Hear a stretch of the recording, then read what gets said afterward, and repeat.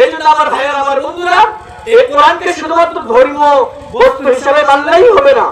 এই কোরআন এসেছে পৃথিবীর মানুষদেরকে অশান্তি থেকে দূর করে, অন্ধকার থেকে বের করে আলোর সন্ধান দিতে, শান্তি কিভাবে প্রতিষ্ঠিত করা যায় সমাজে, রাষ্ট্রে, পরিবারে, সকল সেক্টরে কোরআনুল কারীমের নিয়ম পদ্ধতিকে যদি আপনি আমি মানতে পারি, তাহলে প্রকৃতপক্ষে এই কোরআন বলছে তোমার কোনো ভয় নাই, তোমার কোনো চিন্তা নাই।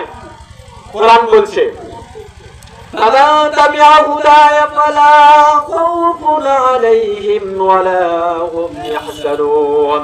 আমি কোরআনকে যদি তোমরা অনুসরণ করতে পারো, ইত্তেবা করতে পারো, এর নিয়ম নীতিগুলি যদি তোমরা ফলো করতে পারো, এই কোরআনের আইনগুলি যদি তোমরা ব্যক্তি জীবনে, সমাজ জীবনে, পারিবারিক জীবনে, যদি তোমরা রাষ্ট্রীয় জীবনে যদি প্রতিষ্ঠা করতে পারো, আল্লাহ রাব্বুল আলামিন বলতেছেন ফালা খাউফুন আলাইহিম ওয়ালা হুম ইয়াহজানুন। তোমাদের কোনো ভয় নাই, কোনো চিন্তাও নাই। আল্লাহ রাব্বুল আলামিন এই কোরআন এমন একটি কিতাব, এই কোরআন আল্লাহ রাব্বুল আলামিন আপনাকে আমাকে দিলেন যাতে করে পৃথিবীর মানুষেরা সঠিক পথ তারা খুঁজে পায় এবং এই সঠিক পথের উপরে আমল করে যেন তারা কিয়ামতের দিন তারা যেন জান্নাতে যেতে পারে। এই জন্য আল্লাহ রাব্বুল আলামিন কোরআন দিলেন।